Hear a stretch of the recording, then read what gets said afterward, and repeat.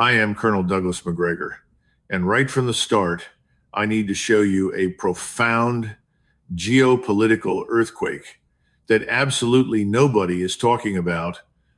Let us go back to 2011. There was a United Nations vote, a completely routine. 65 sovereign nations decided that Palestine should not be allowed to join this cultural organization. They did this not because they had any genuine problem with the administrative nature of the vote, but because they were deliberately signaling their unwavering, unconditional support for the state of Israel. That map of 65 dissenting countries represented the entire pro-Israel world. It encompassed Western Europe, the United States, Australia, Japan, and South Korea. It was a massive, broad global coalition that consistently shielded Israel from international pressure, seamlessly provided its military weapons, validated its strategic policies, and gave it the impenetrable diplomatic cover to do whatever it chose in the Middle Eastern region.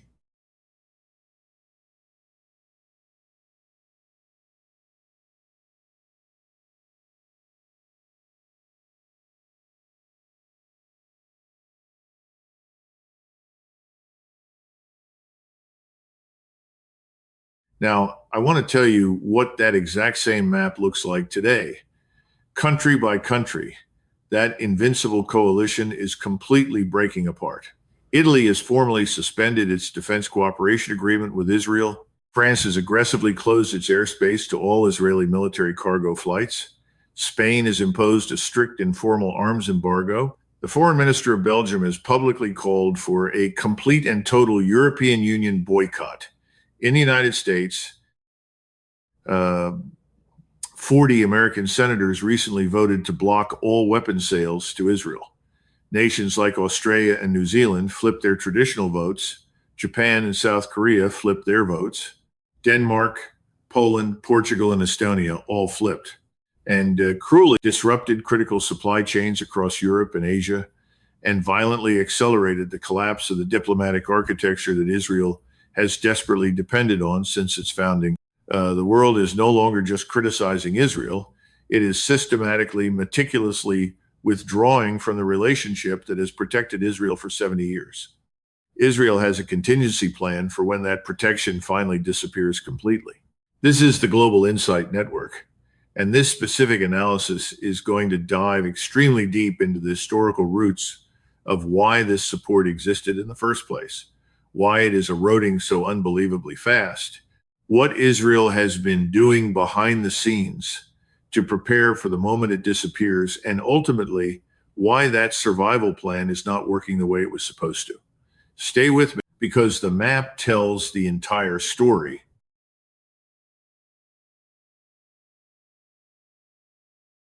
To genuinely understand what is happening right now, you need to understand what that 2011 map truly represented.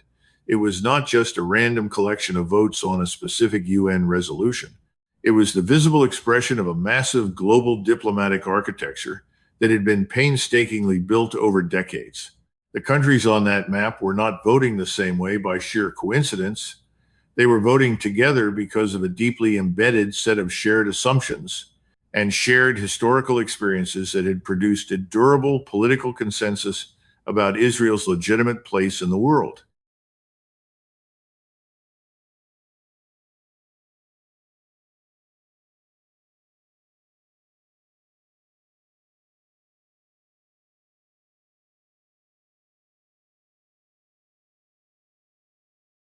There were three foundational pillars to this support.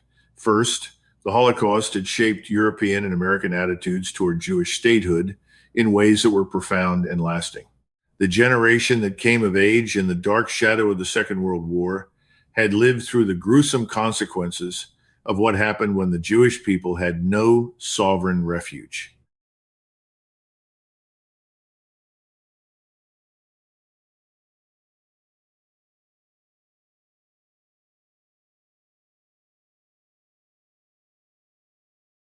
The founding of Israel in 1948 was deeply understood by that older generation as a direct response to that unparalleled horror, a completely necessary correction of a catastrophic moral failure by the global community. The Cold War added a second, deeply strategic layer of justification. Israel was surrounded by hostile Arab states that enjoyed heavy Soviet backing. In the rigid binary logic of Cold War alignment, Israel was firmly on. Supporting Israel was essentially part of the exact same strategic framework as supporting NATO, containing Soviet influence, and building the American led international order.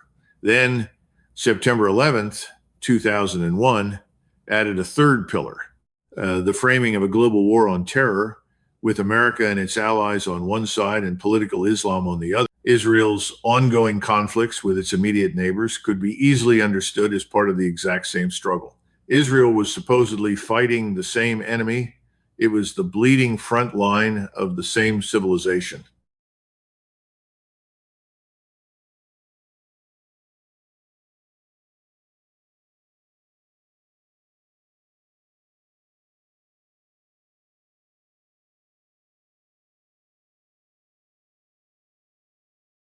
These three pillars, Holocaust memory, Cold War alignment, and post 9/11 counterterrorism solidarity, combined organically to produce the 6-5 country coalition that voted together in 2011. It was not built in one single moment.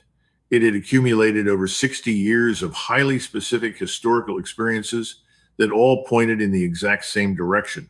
However, the critical thing to understand about any architecture is what happens when those foundations inevitably erode.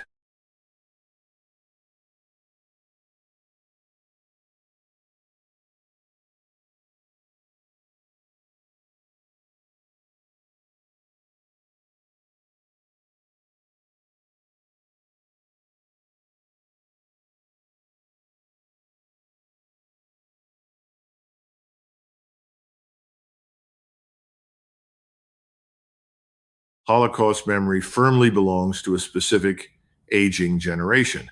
Cold War alignment entirely disappeared with the collapse of the Soviet Union in 1991. Post 9/11 terrorism solidarity has been severely diluted by 20 long years of bloody wars that simply did not produce the promised results.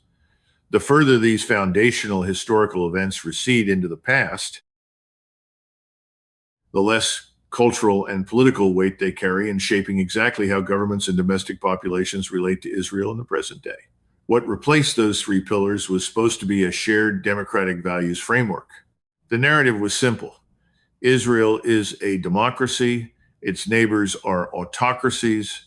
Therefore, the fatal problem is that what people actually observe regarding Israel's behavior on the ground, the prolonged occupation, the expansion of settlements, the harsh treatment of Palestinian civilians, the devastating military operations in Gaza, and the brutal conduct of the 2026 Iran war and the grim Israel visible in daily global news coverage has been widening for years. The year 2011 was the precise point when serious geopolitical analysts first identified this gap as a terminal structural problem. The map that looked at the time like a towering peak of pro Israel support was actually the beginning of its total unraveling.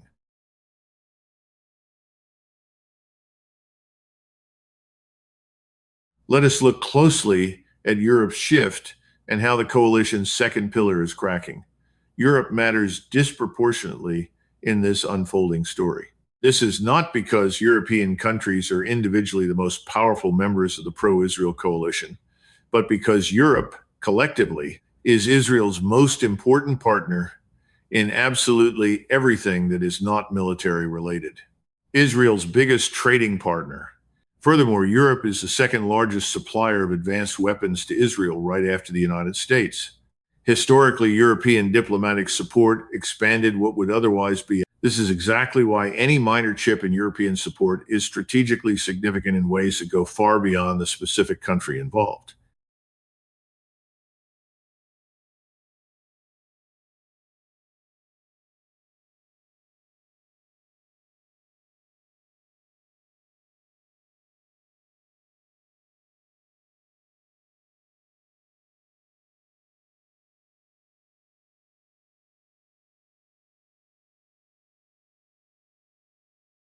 Italy is an incredibly meaningful example. Italy suspended its automatic renewal of the defense cooperation agreement with Israel.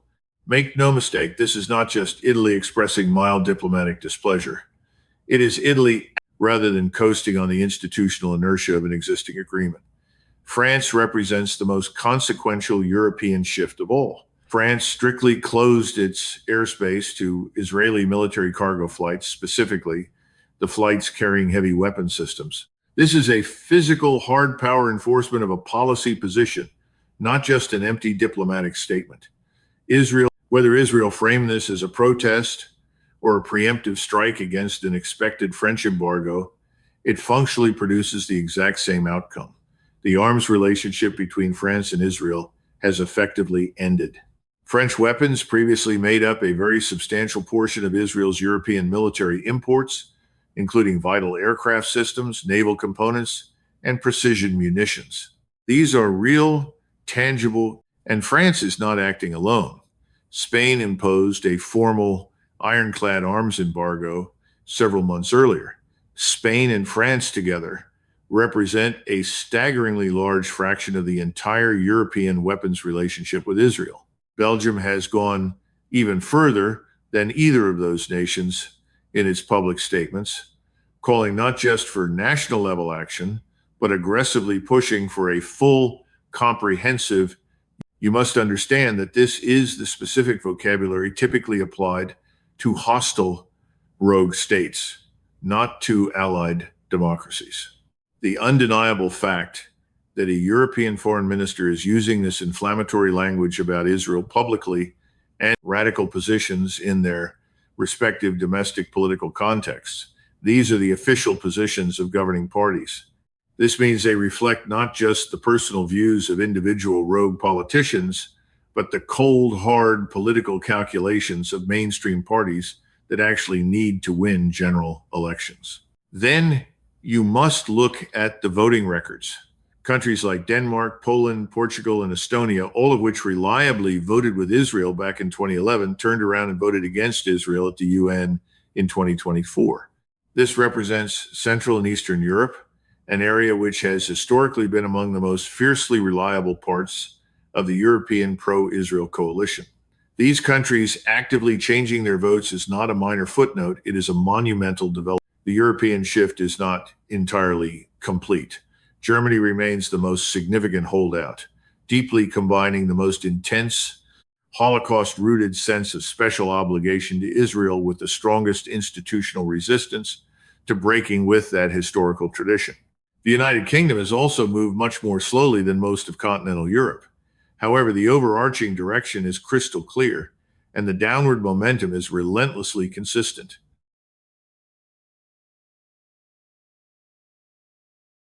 This brings us to America's internal fracture and the 40 senators. The United States is the undisputed centerpiece of the pro-Israel coalition. It is the one country whose military and diplomatic support makes all the other global support actually meaningful. It is America's veto at the UN Security Council that shields Israel from binding international action, and it is America's weapons that provide the critical qualitative military advantage that underpins all of Israeli security. A structural break between the United States and Israel would be categorically different from any European country changing its position. It would not just remove one single element of the coalition, it would utterly dissolve the coalition's very foundation. This is precisely why the recent Senate vote, which introduced a resolution to block all arms sales to Israel and shockingly received 40 votes in favor, is the single most significant. Stop and think about that. 40 United States senators actively voted for a strict arms embargo on Israel. This is not the radical fringe of the American political system. The Senate only has 100 members.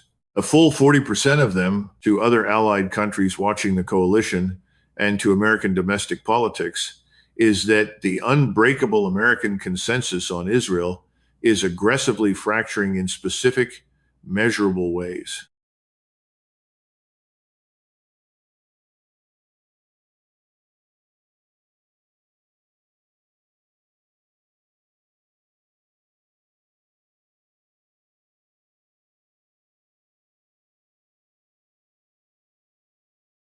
Understanding exactly why this is happening requires looking deeply at polling data on American public opinion segmented by age. Older Americans, the exact cohort whose political formation occurred during the specific period when the three foundational pillars of pro-Israel sentiment were at their absolute strongest, that came of age during the terrifying tensions of the Cold War, and that experienced the trauma of September 11th as a defining life moment. Middle-aged Americans, however, are far more mixed. The historical foundations are somewhat present in their minds, but they are much more distant. What they actively observe in the present, in the daily, unvarnished coverage of Israeli military operations, in the horrific images coming out of Gaza and Lebanon,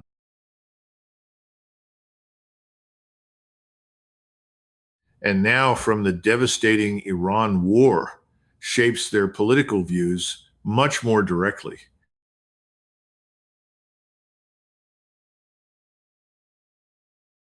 Then we get to young Americans who have turned violently and sharply negative on Israel.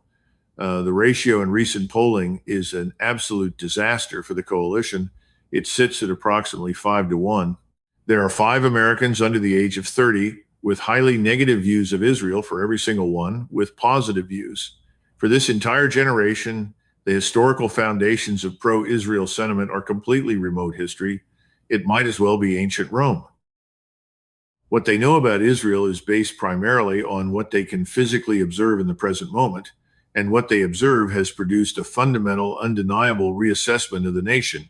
This generational shift is the exact mechanical process through which public opinion change eventually mutates into hard political change.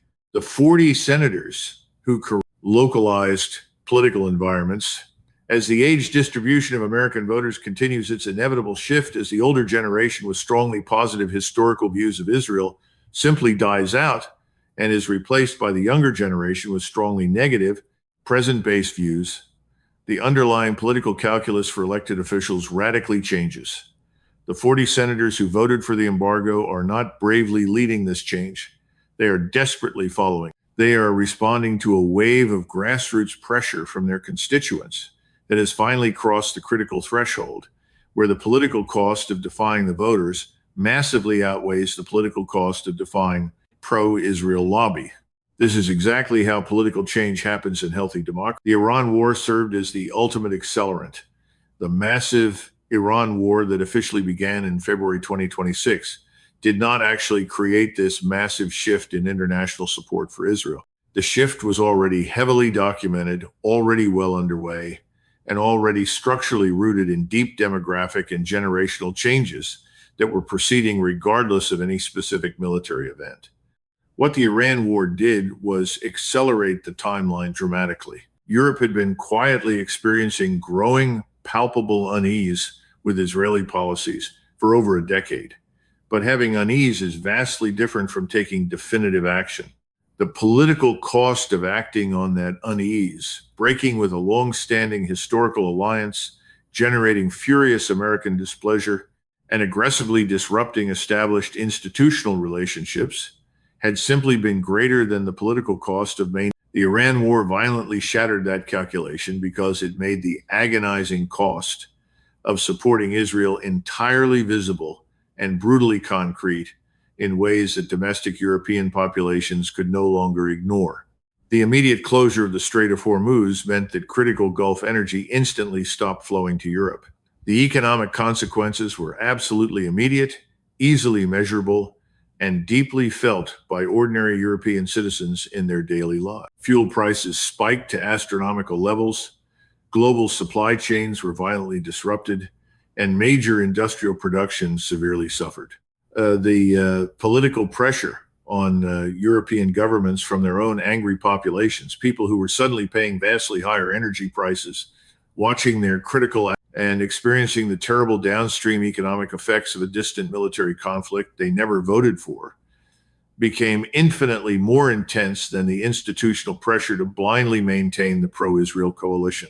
The European governments that had been quietly uncomfortable with Israeli policies for years suddenly had angry constituents violently demanding immediate action, and those governments acted. Italy completely suspended its defense agreement. France aggressively closed its airspace. Spain intensified its formal embargo. Belgium drastically escalated its diplomatic language.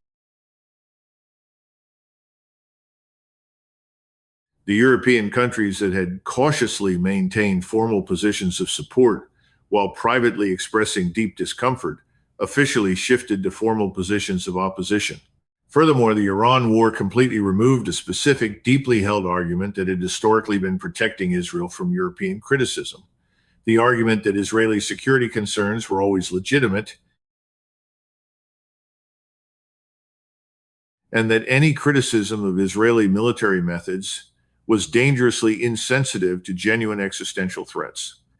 The Iran war produced an endless stream of images and data and the deliberate targeting of civilian areas in ways that rigid international legal frameworks clearly classify as war crimes fundamentally shifted the narrative. The European counties that had been generously giving Israel the benefit of the doubt, that had been highly willing to accept broad Israeli security justifications for aggressive actions that their own populations found deep, suddenly found that giving the benefit of the doubt was totally politically untenable after the Iran war.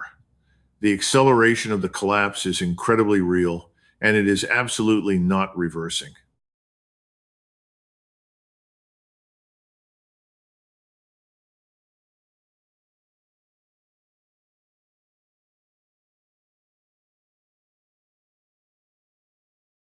But here is the untold story.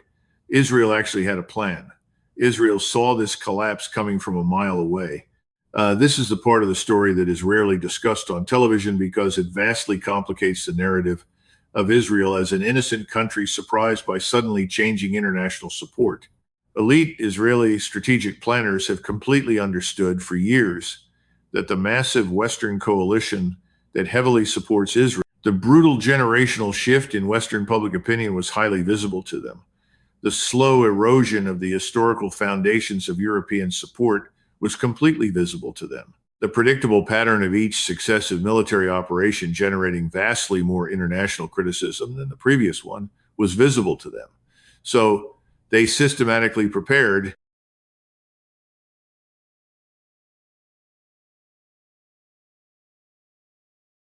This intricate preparation had several major components, each meticulously designed to drastically reduce Israeli dependence on the specific forms of global support that were most at severe risk of being withdrawn.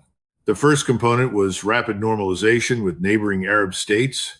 The Abraham Accords, the historic agreements that suddenly produced formal diplomatic relationships between Israel and the UAE, Bahrain, and Morocco, were incredibly valuable,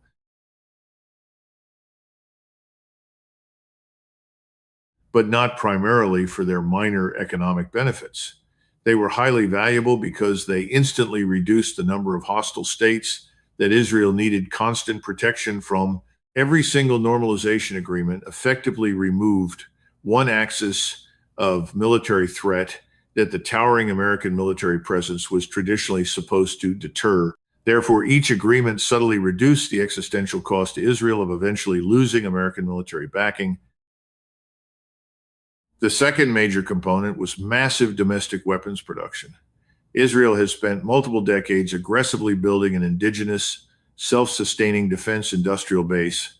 The famous Iron Dome air defense system, the Arrow missile defense system, the highly advanced Merkava tank series, and the Hermes drone family, these are not just lucrative export products for the global market.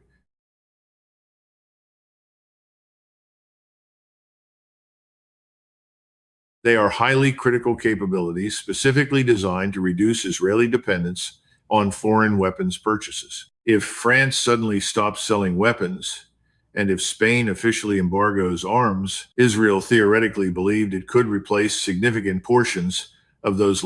The third component was aggressively building entirely new international relationships, the so-called other friends policy. Israel fiercely courted right-wing populist governments in Hungary, India, and Brazil. These were governments that deeply admired Israel precisely for the ruthless assertiveness and hardline ethnic nationalism that was simultaneously driving away its traditional liberal democratic allies. This was a calculated deliberate attempt to replace the slowly eroding liberal democratic coalition with a brand new, highly resilient authoritarian nationalist coalition.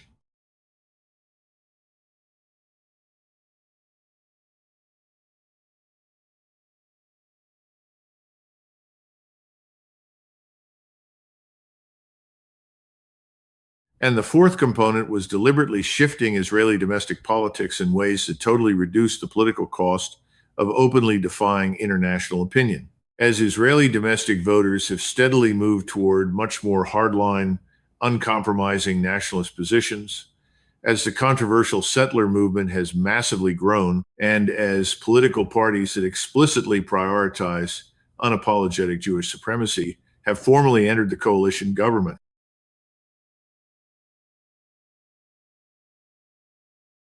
The domestic political pressure on the blatant defiance of direct American instructions that would have been completely politically impossible for any Israeli government just a generation ago is now highly politically rewarding on the domestic front.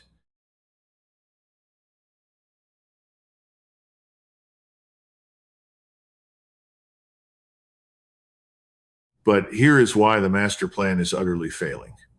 The plan was working brilliantly right up until it wasn't. And it catastrophically stopped working for reasons that honestly should have been entirely predictable to Israeli planners.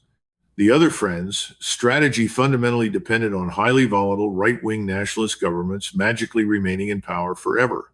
But right-wing nationalist governments are absolutely not. Jair Bolsonaro in Brazil dramatically lost his election, immediately faced severe charges for attempting a coup, and was definitively sentenced to prison. Viktor Orban in Hungary, who was indisputably Israel's most consistent, aggressive, and valuable defender within the entire European Union, the one country that stubbornly vetoed EU sanctions on Israel, repeatedly, shockingly lost power.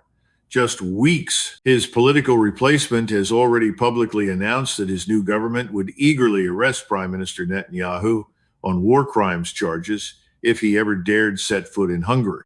The two absolute most valuable members of the entire Other Friends coalition, the specific ones that actually delivered highly concrete policy benefits and diplomatic shields for Israel rather than just empty rhetorical support, are entirely gone within. India remains on the board, but India's relationship with Israel has always been vastly more complex and vastly more highly conditional than the simplistic Other Friends framework implied. India has its own massive strategic calculus that includes heavily significant relationships with Iran, with Russia, and with the much broader global South. India's support for Israel has always been meticulously undeniable endorsement that would severely damage those other vital relationships. Without Bolsonaro and without Orban, the grand Other Friends strategy looks incredibly thin compared to when it was first designed. The remaining relationships provide some mild diplomatic value, but absolutely not the kind of concrete hard power political protection that Hungary's ironclad EU vetoes once provided. Meanwhile, the domestic weapons production strategy, while genuinely a significant achievement, has brutal logistical limits that the grinding Iran war is aggressively exposing. Israel can undeniably produce a lot of hardware domestically, but it fundamentally cannot produce absolutely everything it needs from its own limited industry at the massive scale that sustained high-intensity combat operations strictly require.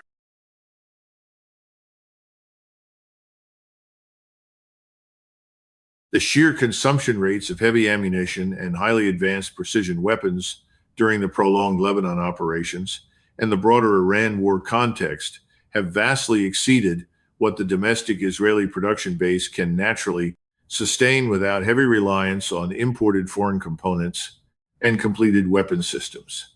When France effectively and entirely stops selling weapons, when Spain strictly embargoes arms, and when other major European suppliers, the domestic production base, at the core of all of this is the generational mathematics of change. The absolute most important long-term unstoppable force in this entire story is not any specific government policy decision or any specific geopolitical event. It is the ruthless, grinding, generational mathematics of exactly how public opinion naturally changes over time and what that ultimately means for the rigid political systems that must translate public opinion. The version of Israel that clearly exists in the minds of much older Western populations is shaped entirely and primarily by the specific historical period in which their early political formation occurred. For average Americans over the age of 65, the Israel they intimately know is the heroic Israel of 1948, representing the miraculous establishment of a safe Jewish state in direct stunning military victory against multiple massive Arab armies that forever cemented Israel's glowing image as a plucky, courageous underdog fighting for its sheer survival. It is the Israel of the hopeful Oslo peace process, showcasing a country desperately trying to negotiate a lasting, peaceful settlement with its Palestinian neighbors. This is a highly compelling, beautifully romantic story, and it was largely accurate for its specific time. The catastrophic problem is that it is absolutely not the story that younger generations experience when they look at Israel today. For Americans under the age of 30, the Israel they know is categorically not the Israel of 1948. To them, it is strictly the Israel of the ruined Gaza Strip. It is the Israel of the relentless Lebanon bombing campaigns. It is the Israel of the aggressive, unending settlement expansion in the contested West Bank. It is the defiant Israel whose prime minister brazenly ignored the American president twice in the exact highly toxic confusion in global public discourse. Defenders of Israel are passionately talking about a country that exists primarily in fading historical memory, while fierce critics are accurately describing a country that exists primarily in highly observable, brutal present reality.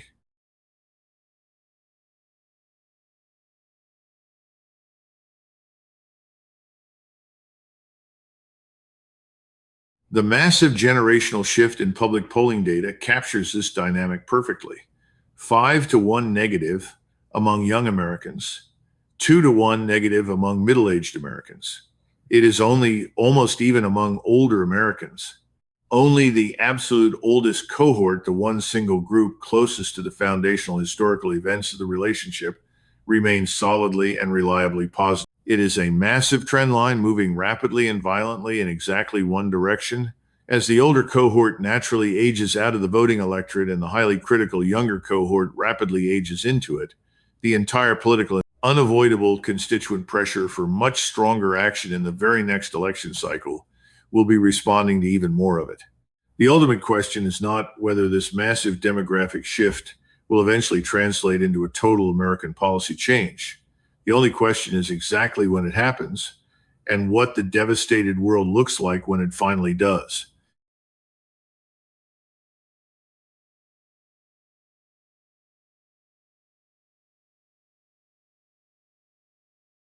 So, what comes next, and why does this matter right now? Let me close with a highly honest assessment of exactly where the trajectory of these massive developments leads and why it matters critically to understand it today rather than acting surprised after it has fully arrived. The global pro Israel coalition is not going to completely collapse overnight. Germany remains stubbornly committed. The United Kingdom is moving very slowly. The United States government, strictly under its current leadership, is arguably more supportive of Israeli military actions than any previous administration in history. The massive institutional architecture, but the overarching direction is blindingly clear, and the brutal rate of change is constantly accelerating. The Iran war has effectively done something that absolutely no previous Israeli military operation ever did. It has made the horrific cost of supporting Israel entirely visible and deeply concrete to ordinary European citizens in ways that they simply cannot ignore anymore.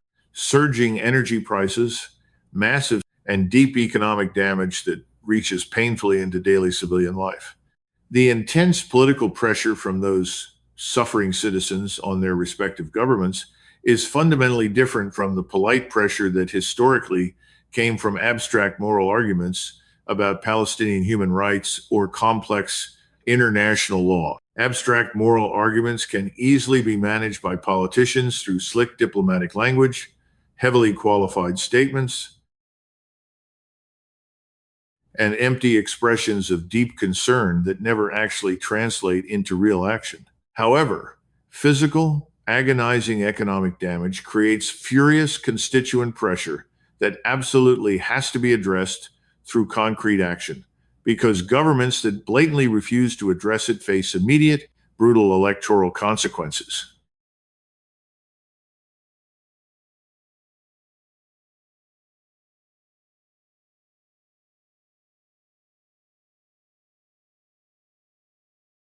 The 40 senators who bravely voted for an arms embargo are a vital leading indicator, absolutely not a bizarre outlier. They are simply the visible tip of a massive political shift that is aggressively moving through the American system. And it will undeniably produce much more visible, shocking results as the relentless generational mathematics continue to permanently shift the U.S. electorate.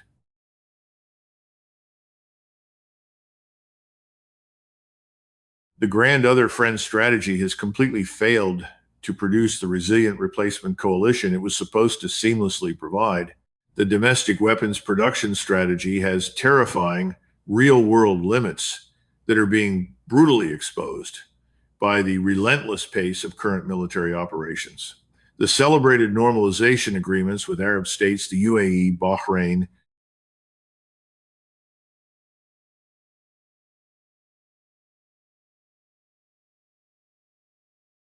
Morocco are buckling under immense strain because the massive populations of those countries did not actually sign the accords. Their autocratic leaders did, and those populations have incredibly strong, furious views about exactly what Israel has been doing in the region.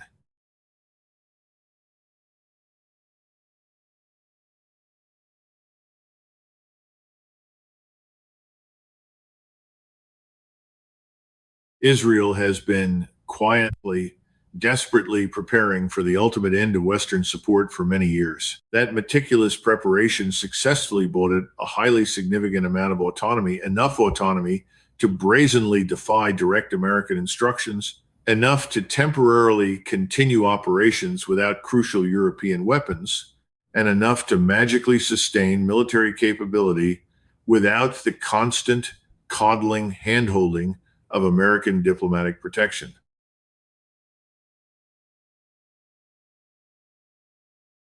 But there is a terrifying version of this reality that Israel's elite planning, where temporarily suspended defense agreements permanently mutate into complete terminations, where the 40 dissenting U.S. senators rapidly become 60, and crucially, where Germany's profound special obligation to Israel, the absolute most durable remaining pillar of European pro Israel sentiment, finally faces a brand new generation of German politicians who simply do not feel the crushing weight of 1,945, the exact same way that Angela Merkel's older generation did. Geopolitical change happens very slowly, and then it happens all at once. The slowly part of this equation has been quietly underway for well over a decade. The all at once phase is moving terrifyingly closer with every single month that passes. Looking back from 5 or 10 years from now, this exact moment, this specific highly volatile period of the Iran war and its massive diplomatic consequences may be the exact point that future historians identify as the moment when the global shift became completely irreversible. Not because any one single massive thing happened that was totally decisive, but simply because the sheer accumulation of smaller things finally crossed the breaking threshold, where the heavy weight of the old geopolitical consensus could absolutely no longer hold against the crushing pressure of the new reality. The world is not abandoning Israel because it has suddenly decided to deeply care about high minded principles it happily ignored before. It is abandoning Israel because the very historical foundations that rigidly held the global coalition together are entirely eroding, and the highly destructive events of the present are aggressively accelerating that erosion vastly faster than Israel's survival preparation strategy can possibly compensate for. 65 countries strongly voted with Israel back in 2011. Today, that exact coalition is violently fracturing country by country. Italy, France, Spain, Belgium, Australia, Japan, South Korea, Denmark, Poland, 40 American senators. The massive generational shift in global public opinion is entirely structural and completely irreversible. Young Americans passionately oppose Israel 5-1. Middle-aged Americans oppose it 2-1. Only the oldest, fading cohort, the one closest to the historical foundations of the relationship, is solidly supportive. And every single year that passes shifts the American electorate further and further in one singular direction. Israel has been frantically preparing for this exact moment. Normalization agreements, aggressive domestic weapons production, the other friend's strategy. But Bolsonaro is completely gone. Orban is completely gone. The domestic production base has severe logistical limits, violently exposed by the massive pace of current combat operations, and the minor other friends who remain are absolutely not providing the concrete, hard political protection that Hungary's EU vetoes once provided. The Iran war accelerated absolutely everything. It made the painful cost of supporting Israel entirely visible and deeply concrete to European populations in harsh ways that abstract moral arguments never possibly did. And democratic governments that arrogantly refuse to respond to concrete economic damage from their own angry populations face immediate electoral consequences that mere diplomatic loyalty can never offset. This is not the end of the story. Germany firmly remains. The UK is moving incredibly slowly. The current American administration is arguably the most openly pro-Israel in modern history. But the overriding direction is clear. The downward trajectory is permanently established. And the real question is not whether the global shift will continue, but rather how much further it goes before the rigid political systems of the countries involved formally translated into hard policy that matches exactly where their angry populations already are. This slowly part has been happening right under our noses for over a decade. The all at once is incredibly close. This has been the Global Insight Network with Colonel Douglas Macgregor.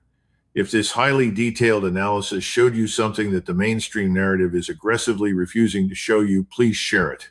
Hit like and subscribe to the Global Insight Network for the kind of deep strategic assessment that actually tracks where the world is really going. Drop your own analysis in the comments below. When do you honestly think Germany and the United Kingdom will make their decisive final moves? And when America's massive generational shift finally reaches the Senate floor, what does that new world actually look like? We will see you in the next one.